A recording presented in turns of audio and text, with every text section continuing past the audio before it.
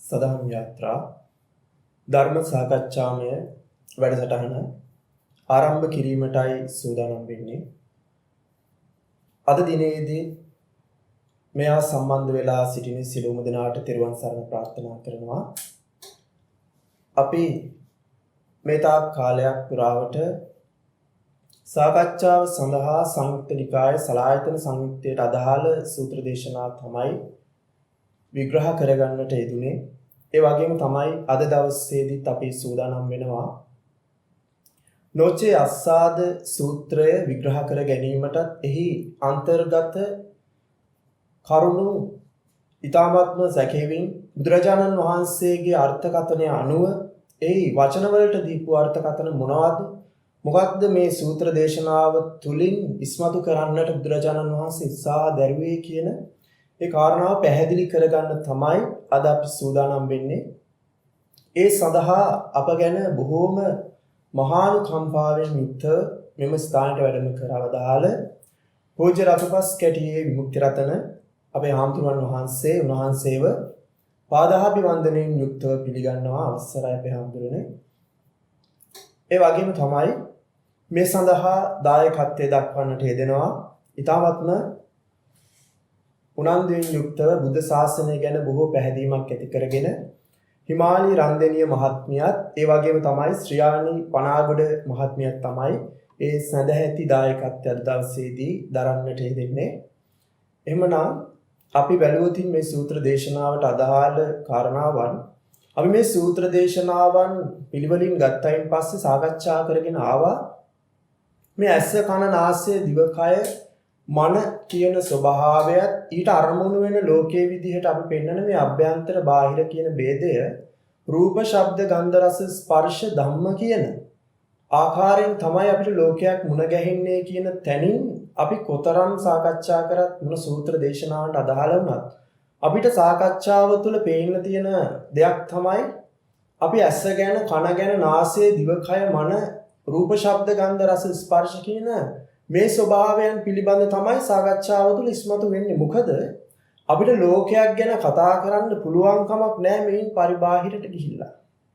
බුදුරජාණන් වහන්සේ දේශනා කරන අවබෝධ කරන්න තියෙන්නේ ඇස කන නාසය දිවකය මන කියන තැනදී අපිට වෙනත් යමක් ගැන සාකච්ඡා කරන්න පුළුවන් කමක් නැහැ මේ ත්‍රිපිටක සූත්‍ර අරගෙන. ඊට පස්සේ බැලුවොත් මේ සූත්‍රයට අදාළව අප සමග සම්බන්ධ වෙලා සිටින පූජනීය රතුපස් කැටියේ විමුක්ති රතන ස්වාමීන් වහන්සේ මේ ගැන මහා ගැඹුරු විග්‍රහයක් අපිට සිදු කරයි.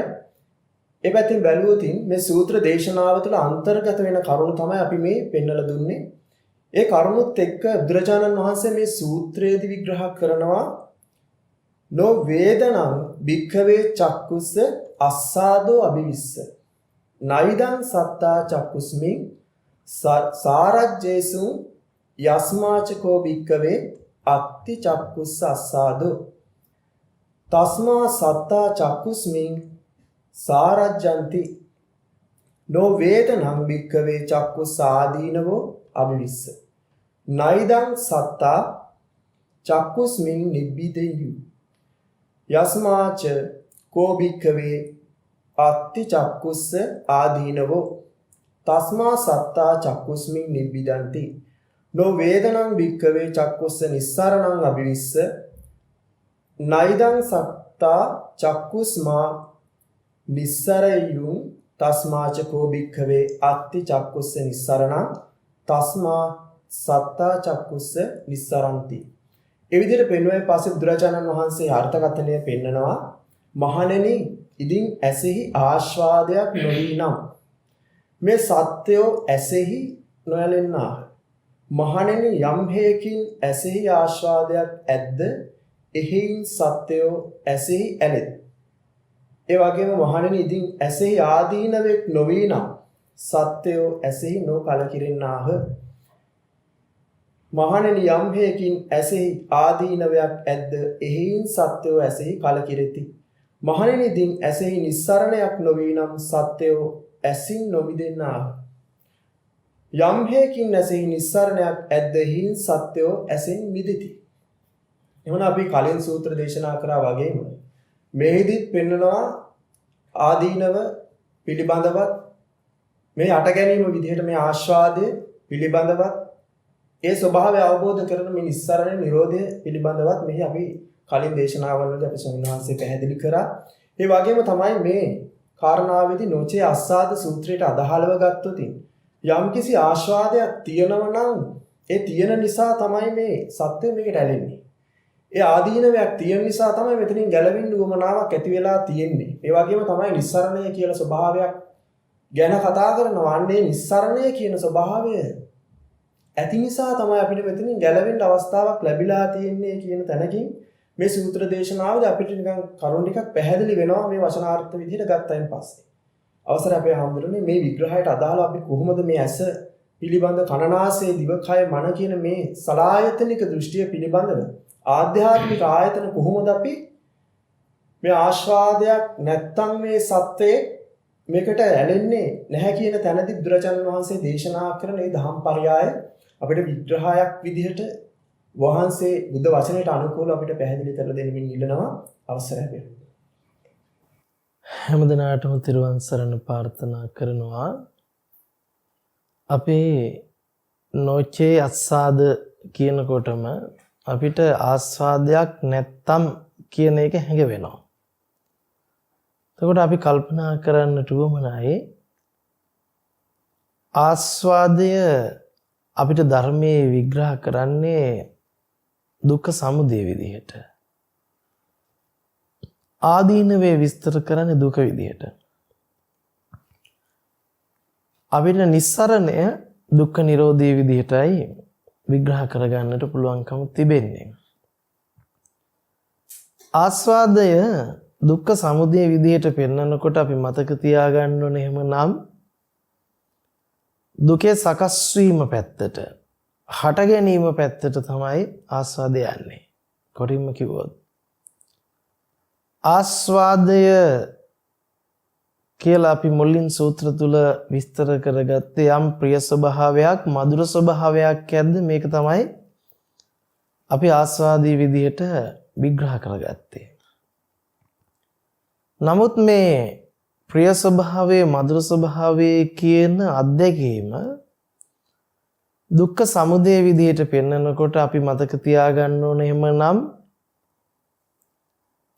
ඒ ප්‍රිය ස්වභාවයට, මధుර ස්වභාවයට ඇලීම සිද්ධ වෙන්නේ.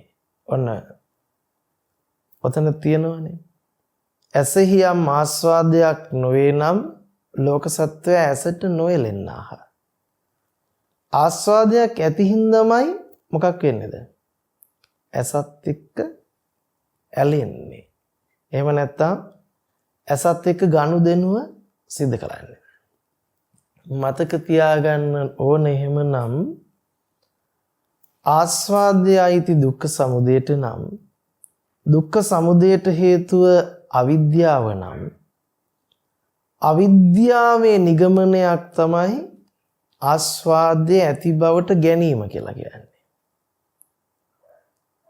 ආස්වාදයක් ඇහි තියෙනවා, කනේ තියෙනවා, නාසයේ තියෙනවා, දිවේ තියෙනවා, ශරීරේ මනසේ තියෙන බවට ගන්නා දෘෂ්ටිය කොටින්ම කිව්වොත් අවිද්‍යාවට අයිති කරනවා. මොකද අවිද්‍යා සමුදයෙන් තමයි අපිට ඇසේ සමුදය කතා කරන්න වෙන්නේ. අවිද්‍යා සමුදයෙන් තමයි අපිට දුකේ සමුදය කතා කරන්න වෙන්නේ. මෙතන අපිට ඇහැ පිළිබඳව, ඇහි වින්දනය පිළිබඳව තනියෙන් කතා කරන්නට පුළුවන් කමක් නැහැ ධර්මයට අනුකූලව ගැලපුවට පස්සේ. මොකද අපි මේ ආස්වාද ආදීනව නිස්සරණ කියන කාරණා තුනම මූලික කරගෙන තමයි මේක සාකච්ඡා කරන්නට වෙන්නේ. ආදීනවය පෙන්වන්නේ දුක්ඛ ආර්ය සත්‍ය විදිහට. එහෙම නැත්නම් දුක විදිහට. ආදීනවය තුල තමයි අපිට අනිච්ච දුක්ඛ අනාත්ත එහෙම නැත්නම් අනිච්ච දුක්ඛ විපරිණාම ධර්මයේ විස්තර කරන්නේ. ආස්වාදය පිළිබඳව නොදන්නාකම නිසා තමයි ආස්වාදයට ලෝක සත්‍යය කොටු වෙන්නේ. ඇසෙහි ආස්වාදය පිළිබඳව අපි කතා කළොතින් ඇස මූලික කරගෙන යම් වින්දනයක් පවතිනවාද සුඛ සෝමනස්ස විදියට ප්‍රියමధుර විදියට මේක ආස්වාදයේ කියන විග්‍රහයට ආවම කවුරුත් හිතන්න එපා මේ ආස්වාදය ඇති බවට හම්බෙන්නේ ප්‍රඥාවන්තයට කියලා. අවිද්‍යා සහගතව කටයුතු කරන අයෝනිසෝ මනසිකාරයට තමයි ආස්වාදය ඇති බවට මුණ ගැහෙන්නේ. ඒ ආස්වාදය තුල කොටු වෙන්නේ. ආස්වාදයේ ස්වභාවයම ආදීනවේ බව ප්‍රත්‍යක්ෂ කරගන්නේ ප්‍රඥාවන්තයා. ඒ ප්‍රත්‍යක්ෂ බව හින්දාම තමයි එහෙම මිදෙන්න පුළුවන්කම තියෙන්නේ. මොකද අපිට ආස්වාදයක් නැතයි කියන්න බෑ. අවිද්‍යාව තුල කටයුතු කරනකම් ආස්වාදය ඇති බවට හම්බ වෙනවා. තියෙන බවට හම්බ වෙනවා. ආස්වාදය තියෙන බවට හම්බ වෙන්නේ නිකන් නෙවෙයි. ඇස කන නාසය දිව ශරීරය ඇති බවට ගන්න දෘෂ්ටියත් එක්ක. එහෙමනම් මේ සූත්‍ර දේශනාවේ අපිට මතු පිටින් වචන අර්ථයෙන් පෙනුනට බුද්ධ වචනේ ප්‍රකාරවම ආස්වාදයක් තියෙනවා අපිට නෑ කියන්න බෑ කියලා. ආස්වාදයේ අයිති කුමටද කියලා බුද්ධ වචනේ ප්‍රකාරවම බැලුවම අපිට තේරෙනවා මේ ඇසෙහි ආස්වාදය ගැන කතා කරන්නේ. කනෙහි නාසයේ දිවෙහි ශරීරයේ ආස්වාදය ගැන කතා කරන්නේ. එහෙනම් ඇස ඇති බවට හම්බෙන්න තැන තමයි ආස්වාදය ඇති බවට හම්බෙන්නේ. කන නාසයේ දිව ශරීරය ඇති බවට හම්බෙන්න තැන තමයි ආස්වාදය ඇති බවට හම්බෙන්නේ. කොටින්ම කිව්වොත් අවිද්‍යාව ඇති තැන තමයි ආස්වාදය ඇති බවට හම්බෙන්නේ. අවිද්‍යාව ඇති තැන තමයි සලායතන ඇති බවට හම්බෙන්නේ. අවිද්‍යාව ඇති තැන තමයි දුක සමුදය වෙන්නේ. එහෙමනම් අපි පැහැදිලි කරගන්නට උවමනයි. ආස්වාදය කියන තැන කොහොමද සකස් වෙන්නේ? කොහොමද සකස් වෙන්නේ? අපි කිව්වා ඇස කන නාසය දිව ශරීරයේ සකස් වීමක් ඇද්ද මෙතනයි ආස්වාදයේ සකස් වීම කියලා. බුදුරජාණන් වහන්සේ කිසිම තැනක ඇස ඇති බවට කන නාසය දිව ශරීරය ඇති බවට දේශනා කරන්නේ නැහැ. ඇහැ කන නාසය දිව ශරීරය උපදින ධර්ම විදිහට සමුදය ධර්ම විදිහට පෙන්වන්නේ. අනිත් එක අපිට ඇහි අත්දැකීම ලබන්න පුළුවන් කමක් නැහැ රූපයෙන් හෝ චක්කු විඥාණයෙන් තොරව. කනේ අත්දැකීම ලබන්නට පුළුවන් කමක් නැහැ සද්දයෙන් හෝ සෝත විඥාණයෙන් තොරව. නාසයේ අත්දැකීම ලබන්නට පුළුවන් කමක් නැහැ ගන්ධයෙන් හෝ ගාන විඥාණයෙන් තොරව. දිවේ අත්දැකීම ලබන්නට පුළුවන් කමක් නැහැ දිවෙන් රසයෙන් හෝ දිවහා විඥාණයෙන් තොරව. කය අත්දැකීම ලබන්නට පුළුවන් කමක් නැහැ ස්පර්ශයෙන් හෝ කාය විඥාණයෙන් තොරව. ඔන්න අපි මතක තියාගන්න ඕනේ එහෙමනම් ඇහැ කන නාසය දිව ශරීරය පිළිබඳව අත්දැකීම අපිට නිත්‍ය වශයෙන් ස්ථිර වශයෙන් ලබා ගන්න පුළුවන් ධර්මයක් නෙවෙයි. නමුත් ඒ ආදීනවේ පිළිබඳවෙහි අනිත්‍ය ස්වභාවය පිළිබඳව නොදන්නා ලෝක සත්‍යය නිතරම ඇහැ නිට්ටය වශයෙන් ස්ථිර වශයෙන් පවතින තියෙන තනි ඒකකයක් වශයෙන් දෘෂ්ටිගත වෙලා තියෙනවා. කොටින්ම කිව්වොත් අපිට මෙතනදී දුක්ඛ සමුදයත් දුක්ඛ නිරෝධයත් මාර්ගය ප්‍රත්‍යක්ෂ කරන්න නම් එහෙම නැත්නම් මේ ආස්වාද ආදීනව නිස්සරණ අවබෝධ කරන්න නම් පංච උපාදානස්කන්ධය අවබෝධ කරන්න වෙනවා. මොකද දුක කියන්නේ පංච උපාදානස්කන්ධයට. දුකේ හට ගැනීම කියලා කියන්නේ පංච උපාදානස්කන්ධය හට ගැනීමට. දුකේ නොහට ගැනීම කියලා කියන්නේ පංච උපාදානස්කන්ධය නොහට ගැනීමට. දුකේ නොහට ගන්නට තියෙන මාර්ගයේ ප්‍රතිපදාව කියලා කියන්නේ පංච උපාදානස්කන්ධය නොහට ගැනීමට තිබෙන මාර්ගයේ ප්‍රතිපදාවට. එතනින් අපිට යම් කාරණාවක් පැහැදිලි වෙනවා. මේ ආස්වාදයත් ආදීනවයත් කියන තැන අයිති වෙන්නේ දුක සහ සමුදය පැත්තට. ඒ වගේම නිස්සරණය අයිති වෙන්නේ නිරෝධයත් නිරෝධ මාර්ගයත් පැත්තට. මේ ටික පිළිබඳව නොදැන අපි ආස්වාද ආදීනව නිස්සරණ ගැන කතා කරනවා කියලා කියන්නේ අපි ලෝකයා ඉන්න ආස්වාද දෘෂ්ටියම පැටලෙනවා. අපිට තව තැනක හම්බ වෙනවා මේ ආස්වාදය කියන්නේ දෘෂ්ටියක් බව. ආස්වාදය කියන්නේ දෘෂ්ටියක්. ආස්වාද දෘෂ්ටි. නමුත් අපි හිතන් ඉන්නවා ආස්වාදය ඇත්තක් කියලා. ඕක තමයි පවතින අවිද්‍යාව. අපි බලමු කොහොමද අපිට සුඛ සෝමනස්ස ස්වභාවය හම්බ වෙන්නේ කියලා. අපිට ඇසේ ආස්වාදය හම්බ වෙනව නම් හම්බ වෙන්නේ චක්කු විඥාණයට. කනේ ආස්වාදය හම්බ වෙනව නම් හම්බ වෙන්නේ සෝත විඥාණයට. නාසයේ ආස්වාදය හම්බ වෙනව නම් හම්බ වෙන්නේ ගාන විඥාණයට.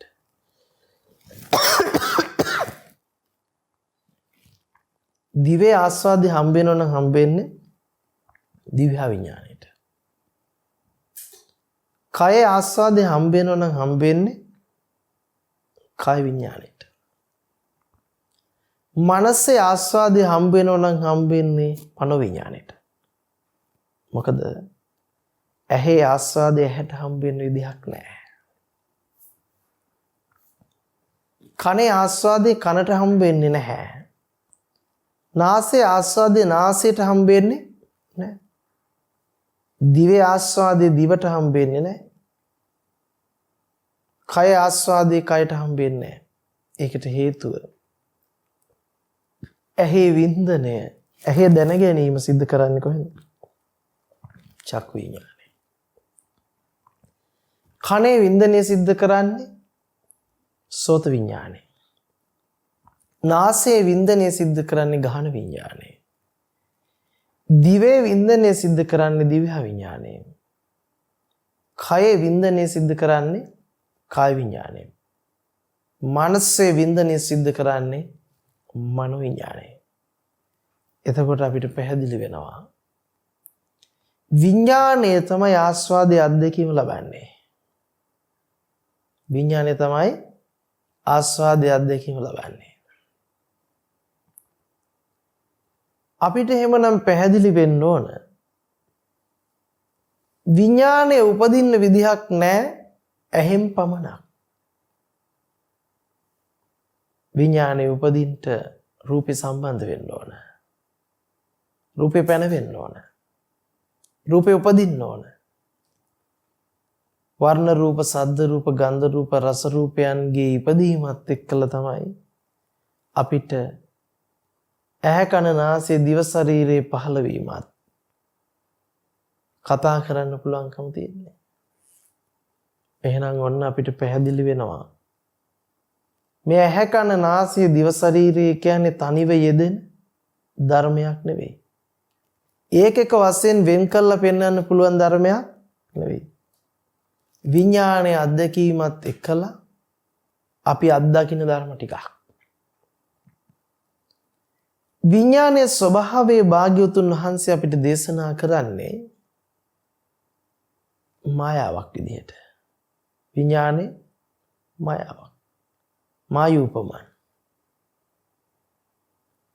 මායාව කියලා කියන්නේ නැති දෙයක් ඇති විදිහට මවාපානවා. නැති දෙයක් ඇති විදිහට මවාපානවා. එතකොට විඥාණය කියලා අපිට යමක් හම්බ වෙනවා නම් ඒ හම්බ වෙන්නේම නාම රූප ධර්මතාවය. නාම රූප විදිහට යමක් හම්බ වෙනවා නම් හම්බ වෙන්නේ මේ විඥාණයට. එහෙනම් විඥානයේ මවාපෑම තමයි නාම රූප ධර්මතාවය. තව විදිහකට කිව්වොත් විඥානයේ මවාපෑම තමයි මොකද්ද? ලෝකයේ සහ මම කියලා කියන්නේ. අපි මේ කාරණාව හරි විදිහට තේරුම් ගන්නට බැරිකම නිසාම මේ ආස්වාදයට විඥානයේ විඳීමට අපි කොටු වෙලා තියෙනවා. අපි කොයි විදිහටද කොටු වෙන්නේ? අපි හිතන් ඉන්නවා මේ ඇස පිළිබඳව, කන පිළිබඳ, නාසය පිළිබඳ, දිව පිළිබඳ, කය පිළිබඳව වැරදි දෘෂ්ටියක්. අපි හිතාගෙන ඉන්නේ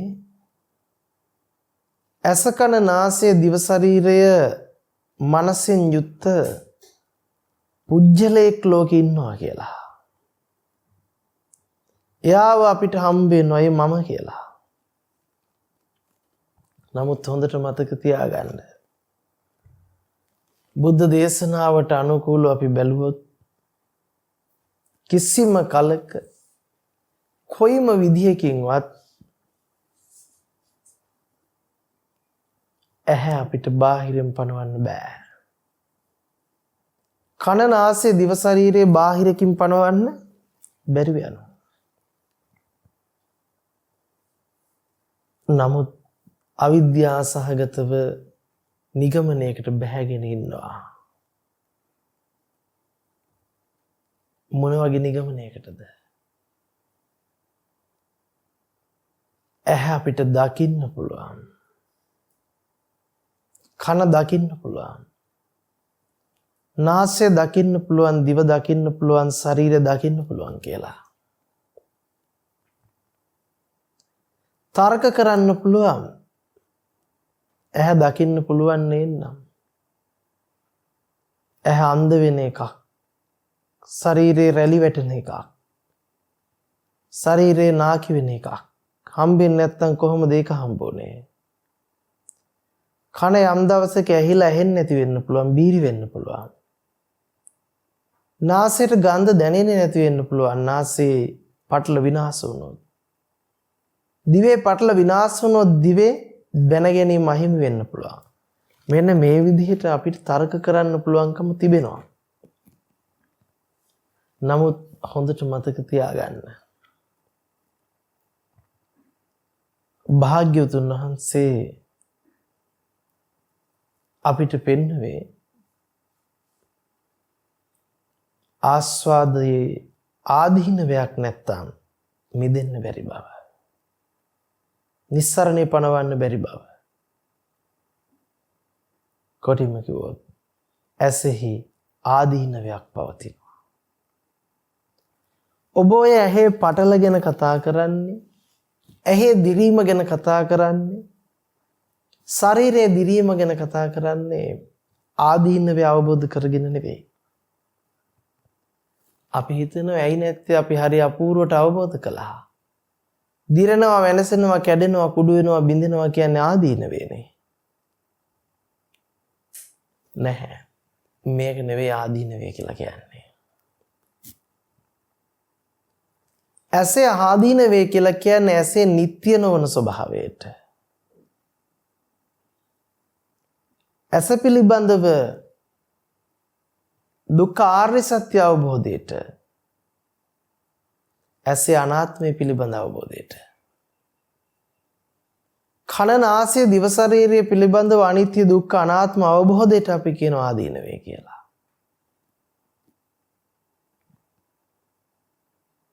කොටින්ම කිව්වොත් මෙහෙම හිතන්න.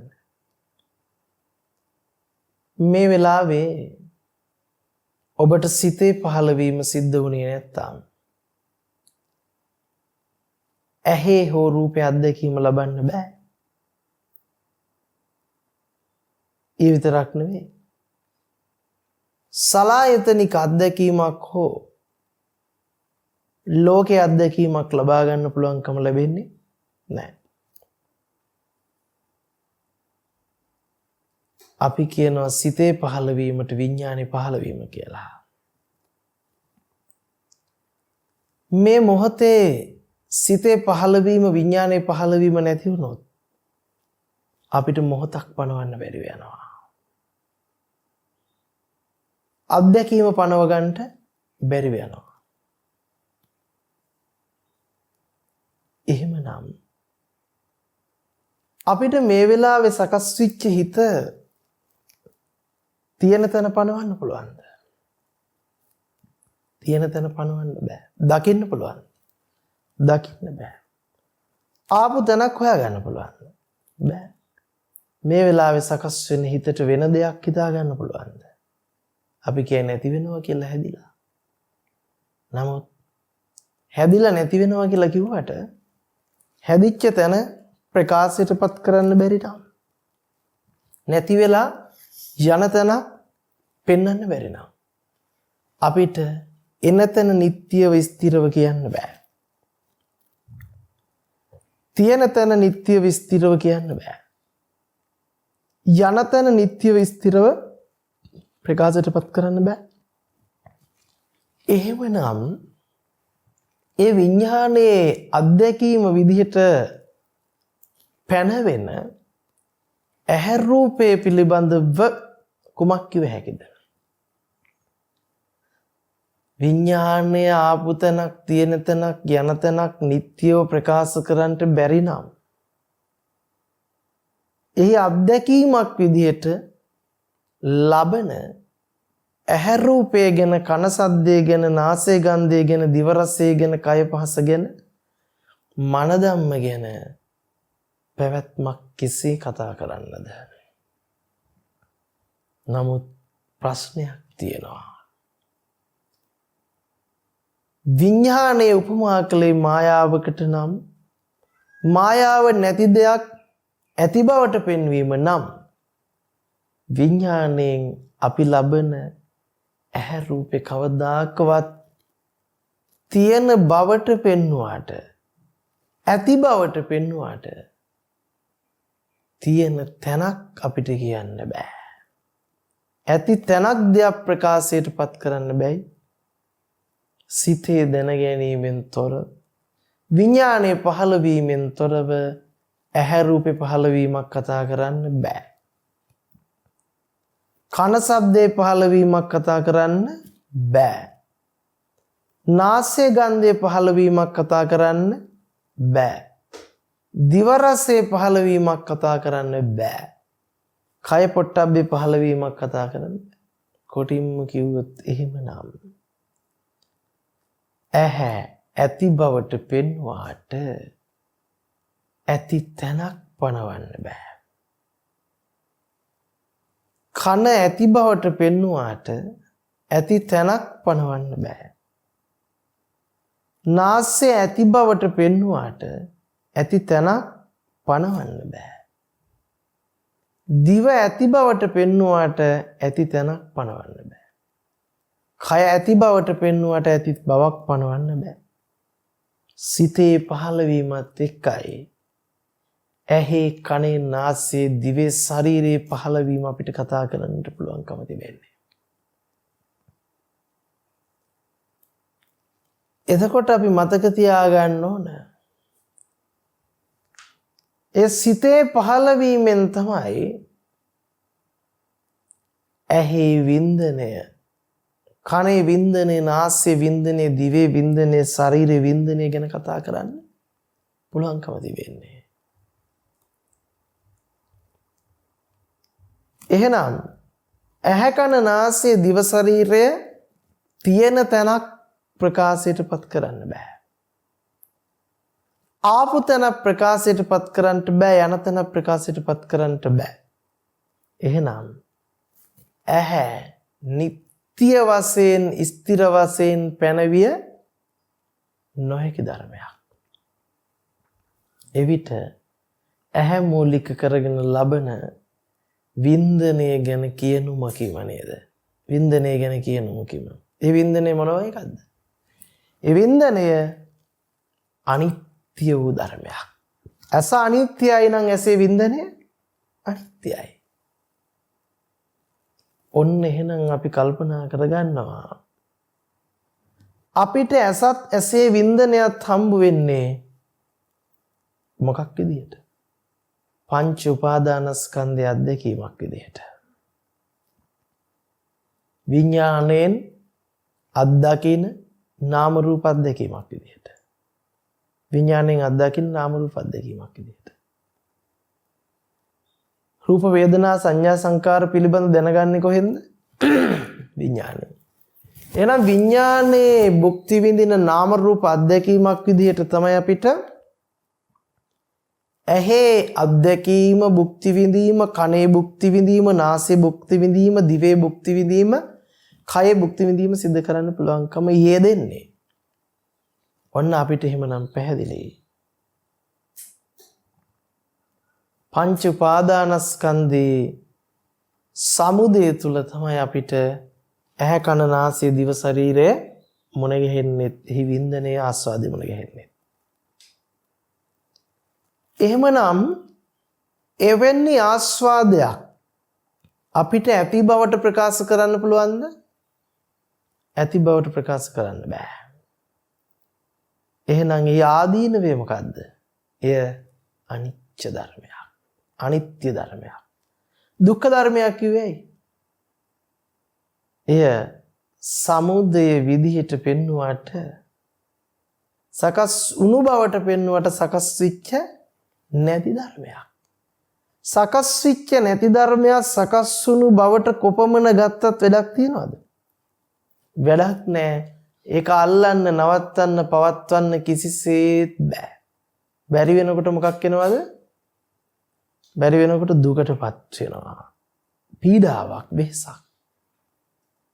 එහෙනම් මේ දුක කියලා කියන්නේ ඇත්තටම පවතින දෙයක්ද?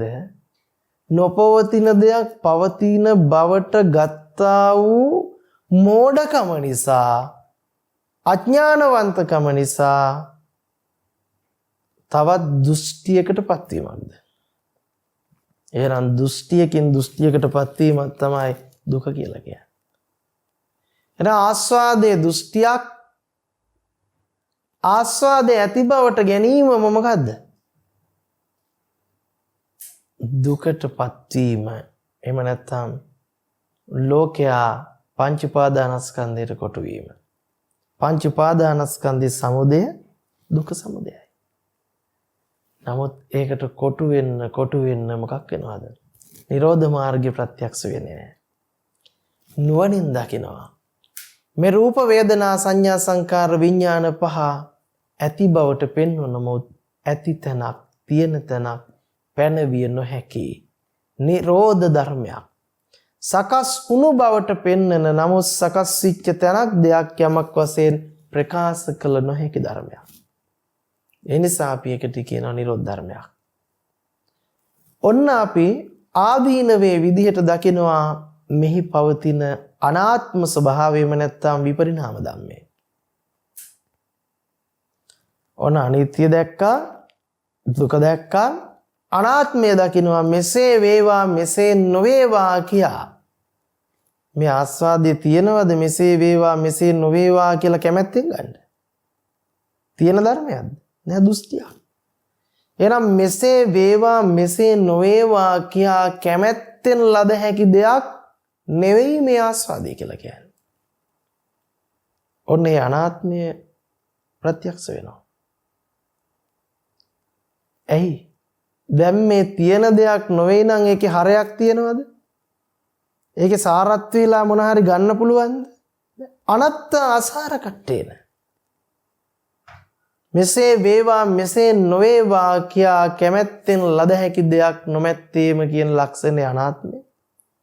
එසේ ගන්න බැරි නම් ඔය අනාත්ම බැවින් මේක මොකක් වෙනවද? අසාර වෙනවා.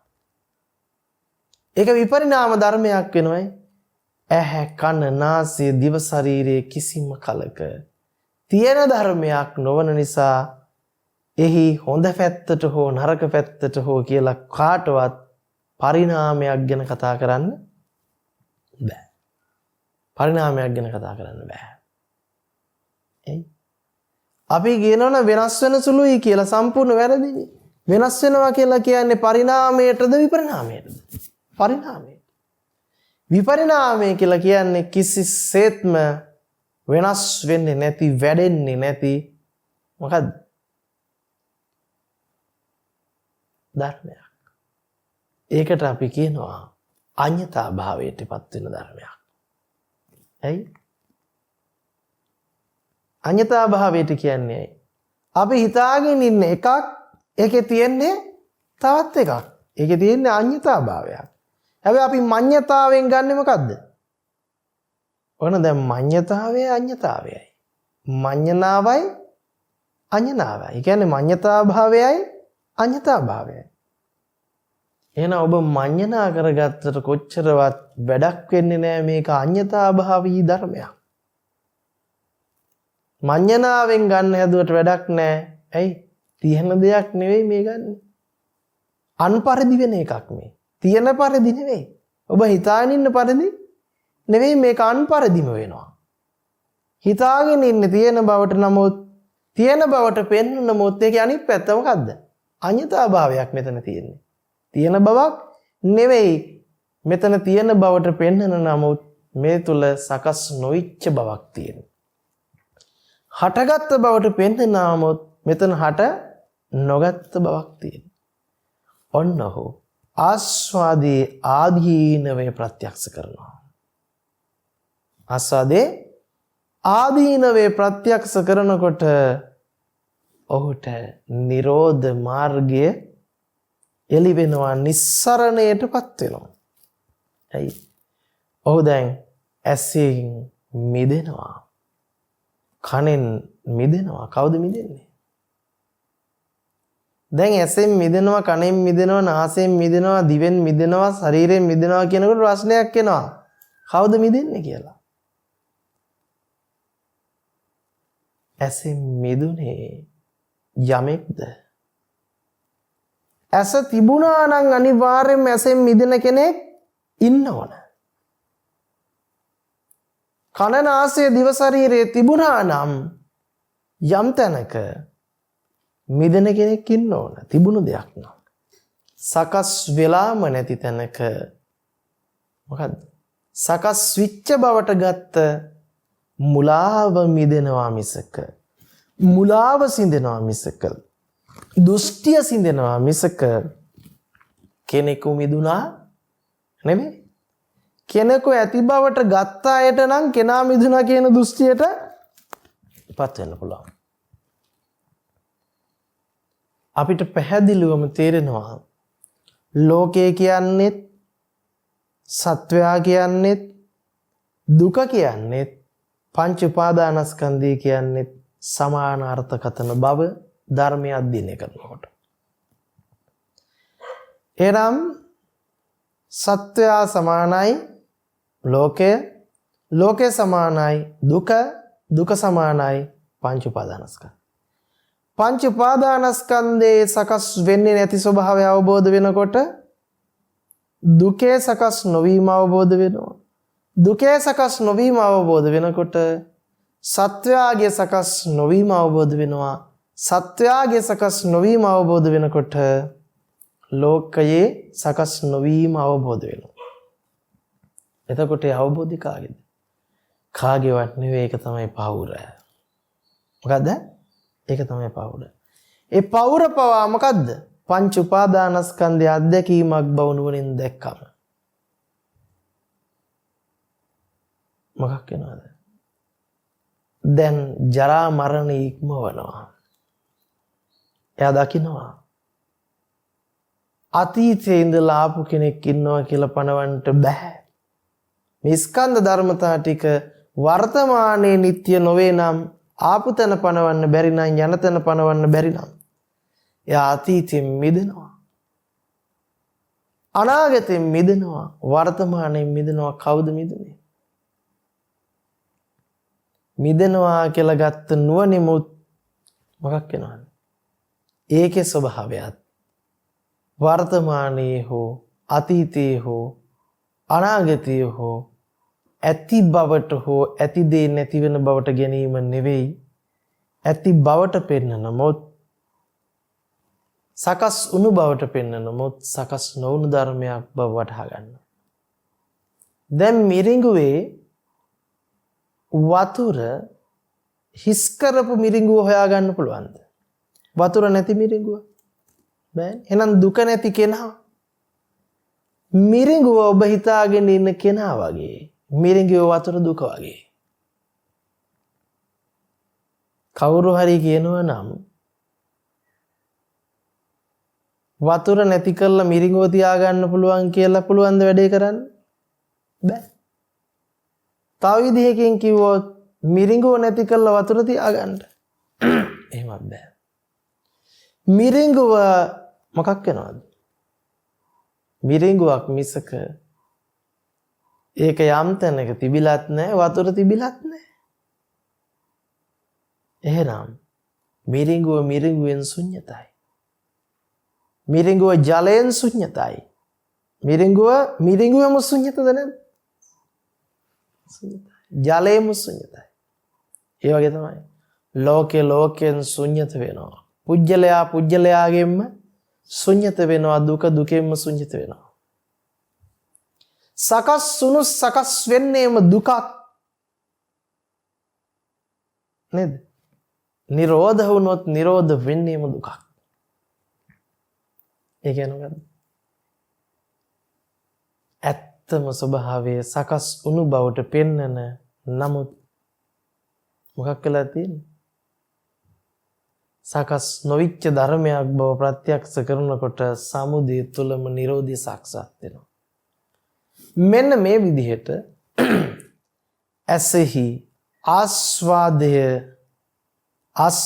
විදිහටම අවබෝධ කරගෙන ආදීනවේ ප්‍රත්‍යක්ෂ කරගෙන ඇස කන නාසය දිව ශරීරයෙන් මිදී නිස්සරණය කරා පත්වෙන මාර්ගය ප්‍රතිපදාව එළි වෙනවා. මෙහෙම තමයි අපිට ඒ පිළිබඳව නොචේ ආසාද සූත්‍රය අසුරු කරගෙන ඒ කරුණු කාරණාවන් සාකච්ඡා කරන්නට පුළුවන්කම ලැබෙන්නේ. එහෙමයි සර්. මම හිතන්නේ ඇස කන නාසය දිව කය මන පිළිබඳව අන්‍යතාභාවයේ කියන අපි දරාගත්ත මතය මේ තාක් අපිට වෙනස් කරගන්න පුළුවන් කමක් ලැබිලා තිබුණේ නැහැ. අපිට හිතුනේම මේ ඇස කන නාසය දිව කය මන අන්‍යතාභාවයට අන්පරිදි වෙනවා කිව්වයින් පස්සේ ඒක ව්‍යාධියකටපත් වෙලා ඒක කුඩු වෙලා වැగిලා යන ස්වභාවය, ඒ වගේ ස්වභාවයකින් තමයි අපි අන්‍යතාභාවය කියන එක පරිහරණය කරේ බුද්ධ භාෂිතයත් අදති. එතකොට ඒ විදිහට ගත්තයින් පස්සේ මම හිතන්නේ උන්වහන්සේගේ විග්‍රහය බොහොමත්ම පුළුල් විග්‍රහයක්, ගැඹුරු විග්‍රහයක්. ඒ නිසාම තමයි අපි මේ සාකච්ඡාව මේ විදිහට කරගෙන යන්නේ. ඒ වගේම ස්වාමින් වහන්සේ එහි දෙවන කොටස විදිහට පෙන්නනවා නොචේ අස්සාද සූත්‍රයට අදාළව ද්විතීය නොචේ අස්සාද සූත්‍ර දේශනාව. ඒ වගේම අපි ඒක පිළිබඳවත් විග්‍රහ කරගන්නකොට ස්වාමීන් වහන්සේ මෙහිදීත් පැහැදිලි කරනවා මහණෙනි රූපයන්ගේ ආස්වාදයක් නොවී නම් සත්‍යය රූපයන්හි නොඇලෙන්නාහ. ඒ වගේම මහණෙනි යම් හේකින් රූපයන්ගේ ආස්වාදයක් ඇද්ද එහින් සත්‍යය රූපයන්හි ඇලෙත්. මහණෙනි ඉදින් රූපයන්ගේ ආදීනවයක් නොවී නම් සත්‍යය රූපයන්හි නොකලකිරෙන්නාහ. මහණෙනි යම් හේකින් රූපයන්ගේ ආදීනවයක් ඇද්ද ඉදින් රූපයන්ගේ ආදීනවේ නිසාම තමයි සත්‍යය එහි කලකිරෙන්නේ කියලාත් ඒ වගේ මහණෙනි රූපයන්ගේ නිස්සරණයක් නොවේ නම් සත්‍යය රූපයන්ගෙන් නොබෙදෙන්නාහ. ඒ වගේම නිස්සරණයක් ගැන කතා කරනකොට මේ නිස්සරණය නිසාමයි කියනවා මේ සත්‍ය නිස්සරණයක් නිරෝධයක් ගැන හොයන්නට උත්සාහවන්ත වෙන්නේ හින් සත්‍ය රූපයන්හි ඒ ස්වභාවයෙන්ම මිදෙනවා කියලා බුදුරජාණන් වහන්සේ පෙන්වනවා. ඒක අවබෝධයක් විදියට.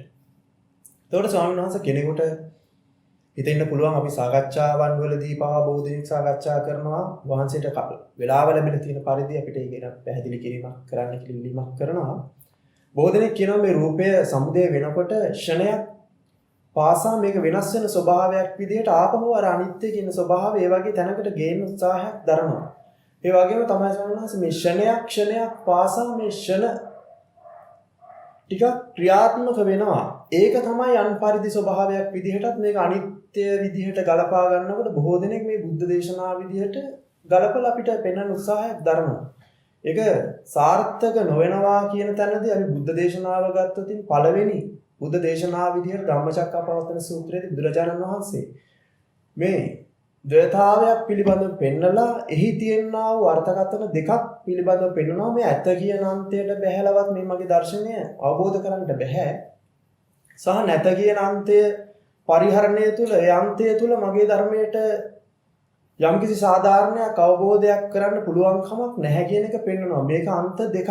මේන් බැහැරව මේ මැදුම් පිළිවෙතකින් තමයි මේක අවබෝධ කරන්න ඕන කියනකොට එතරම් මම හිතන්නේ ස්වාමීන් වහන්සේ පිළිතුරක් එනවා. ඒ වගේම තමයි අපි කොහොමද ස්වාමීන් වහන්සේ මේකේ මේ රූපය කියන ස්වභාවය ආස්වාදයක් නොවේ නම් මේක පිළිබඳව මේ පුද්ගලයා කියන ස්වභාවය මේකට ඇලෙන්නේ නැහැ කියන. ඒ වගේම නිස්සාරණය සහ ආදීනවය කියන ස්වභාව තුන පිළිබඳව පෙන්වනවා.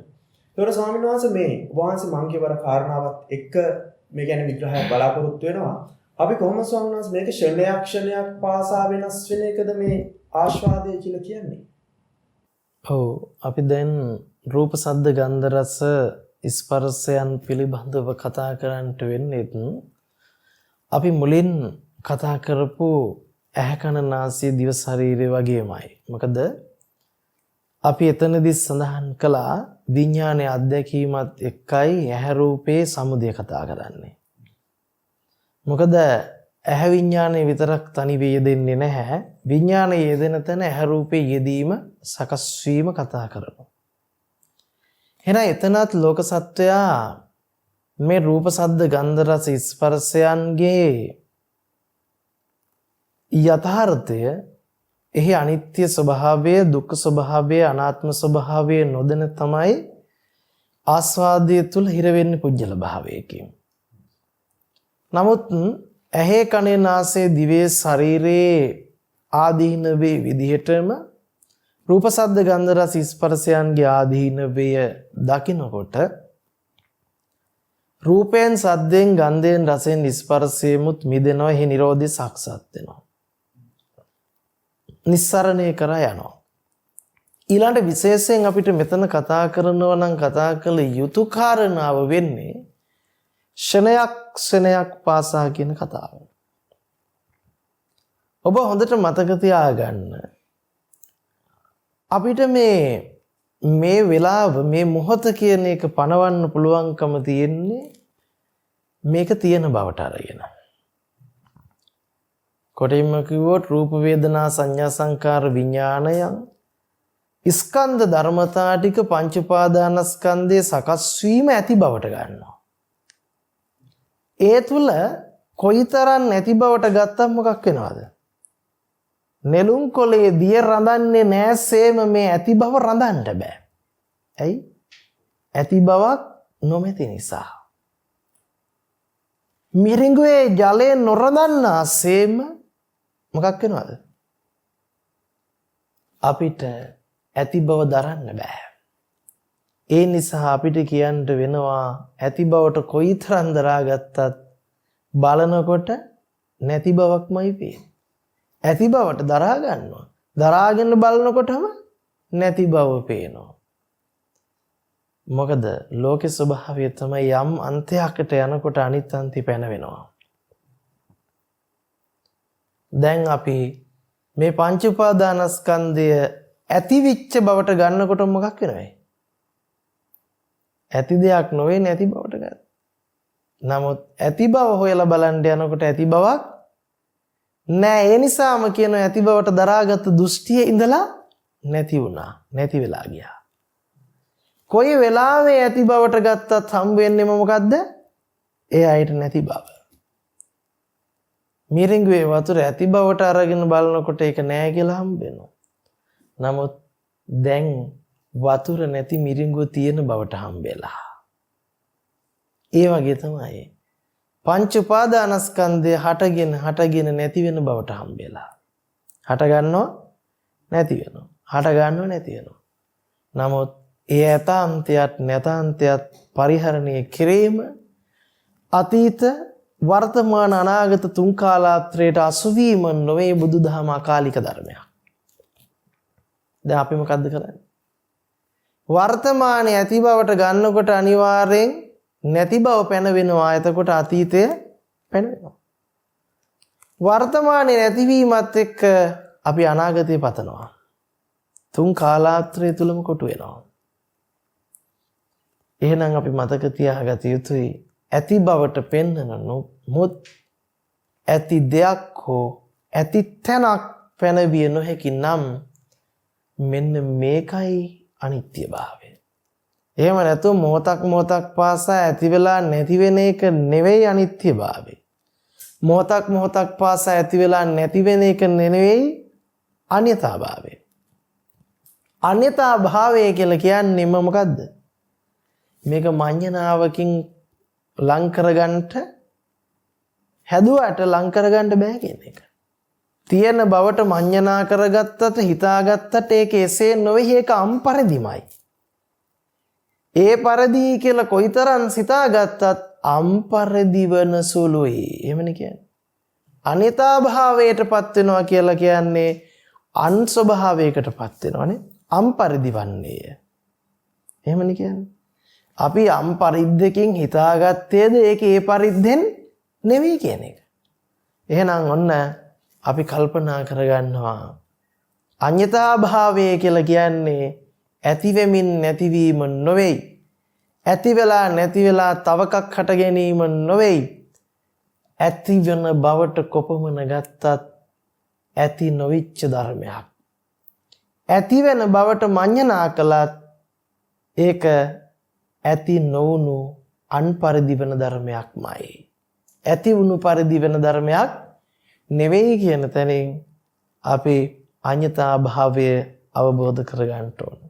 අන්න ඒ විදිහටයි අපි ආධ්‍යාත්මික ආයතනයන්ගේ බාහිර ආයතනයන්ගේ ආස්වාදය අවබෝධ කරගෙන ආදීනවය ප්‍රත්‍යක්ෂ කරගෙන නිස්සරණයක් කරා යන්නට පුළුවන්කම යෙදෙන්නේ. බොහොම පැහැදිලි ස්වාමීන් වහන්සේ. පයිදන සූත්‍ර විග්‍රහයට අනුව උන්වහන්සේ බොහොමත්ම පැහැදිලිව ඒ දින අර්ථකථන බුද්ධ වචනයට අනුකූලව ඒ පදයට එහා ගියපු අර්ථයක් උන්වහන්සේ එකතු කරන්නට යෙදුණා. අපි මේ තාක් කාලයක් යම්කිසි ආකාරයකින් නැස කන නාසය දිවකය මන කියන ස්වභාවයත් මේ ආධ්‍යාත්මික කියන ආයතනත් ඒ වගේම රූප ශබ්ද ගන්ධ රස ස්පර්ශ කියන බාහිර ආයතනත් පිළිබඳ යම් තාක් දුරට දෘෂ්ටියකටපත් වෙලා අන්පරිදි වීම පිළිබඳ පවා අපි වැරදි දෘෂ්ටියක නම් හිටියේ ඒ ලිහා ගැනීමට ඒ ගැන දැනුවත් වීමට තව ඒ ගැන පරිශ්‍රණයක නිරත වීමට ගවේෂණය කිරීමට ඔබට අවස්ථාවක් ලැබිලා තියෙනවා. අවසරයි ස්වාමීන් වහන්සේ වහන්සේගේ ඒ විග්‍රහය අනුව බොහෝ දෙනෙකුට ඒ කාරණා පැහැදිලි වෙන්න ඇති කියලා හිතනවා. ඒ වගේම අද මේ විග්‍රහය කරන්න යෙදුන පූජ්‍ය රතුපස් කැටියේ මුක්තිරතන ස්වාමීන් වහන්සේ උන්වහන්සේගේ පාදාභිවන්දනයෙන් යුක්තව උන්වහන්සේට ස්තුතිය පළ කරනවා. ඒ වගේම තමයි අද මෙම සාකච්ඡාව මේ ආකාරයෙන් සාර්ථකව කරගෙන යන්නට සඳහැදි දායකත්වයේ දක්වන්නට යෙදෙනවා. හිමාලි රන්දෙනිය මහත්මියත් ඒ වගේම ශ්‍රියානි පනාගොඩ මහත්මියත් තමයි මෙහි දායකත්වය බාරගෙන කටයුතු කරන්නට යෙදෙන්නේ. ඒ වගේම ඒ ඇත්තන්ගේ අරමුණ විදිහට මුඛ්‍ය නිමිත්ත විදිහට පරලෝ සැපත් පී රොමියල් පියාණන්ට සහ කේ ගුණවතී මෑණියන් ඇතුළු පරම්පරාගත සියලුම පින් කැමති සියලුම දෙනාට මේ පුණ්‍ය ශක්තිය අනුමෝදන් කරමි අනුමෝදන්ම වෙත්වා. ඒ ඇත්තන් යම් කිසි දුකති තලයක අභෞවියගාමී ස්ථානයක උප්පත්තිය ලබන සිටේ නම් ඒ සියල්ලන්ගෙන් මතමිදී මුදෙසා මේ පුණ්‍ය ශක්තිය හේතුපකාරක ධර්මයක් බවටම පත්වෙත්වා කියලා ප්‍රාර්ථනා කරනවා. යම් ආකාරයකින් චතුරාර්ය සත්‍ය අවබෝධය කරගන්නට බැරි ස්ථානයක උප්පත්තිය ලබන සිටේ නම් එම ස්ථානයන්ගෙන් සුගතියකටපත් වී ඒ සුගතිය තුලදී අමා මහ නිවනින් නිවී සැනසීමට මේ පුණ්‍ය ශක්තිය හේතුපකාරක ධර්මයක් බවටම පත්වෙත්වා කියලා ප්‍රාර්ථනා කරනවා. ඒ වගේම තමයි මේ සඳහා සම්බන්ධ වුණේ සියලුම දෙනාටද අද දවසේදී මෙම සාකච්ඡාව ධර්මාවබෝධයේ පිණිස තමන්ගේ ජීවිත අවබෝධයේ පිණිස යම් ධර්මතාවයක් විදිහට සලකාගෙන ශ්‍රවණය කරන්නට යෙදෙන ඒ සියලුම දෙනාටද මේ පුණ්‍ය ශක්තිය අනුමෝදන් වෙත්වා. යම් කිසි රෝගකාරකයක් ගහකාරක මානසික පීඩාවක් වේ නම් ඒ මානසික නිදුක් නිරෝගී භාවය පිණිසම මේ පුණ්‍ය ශක්තිය හේතු වාසනාවක් බවටම පත් වෙත්වා. සියලුම දෙනාට තෙරුවන් සරණ ප්‍රාර්ථනා කරනවා. යහපතක්ම වෙත්වා.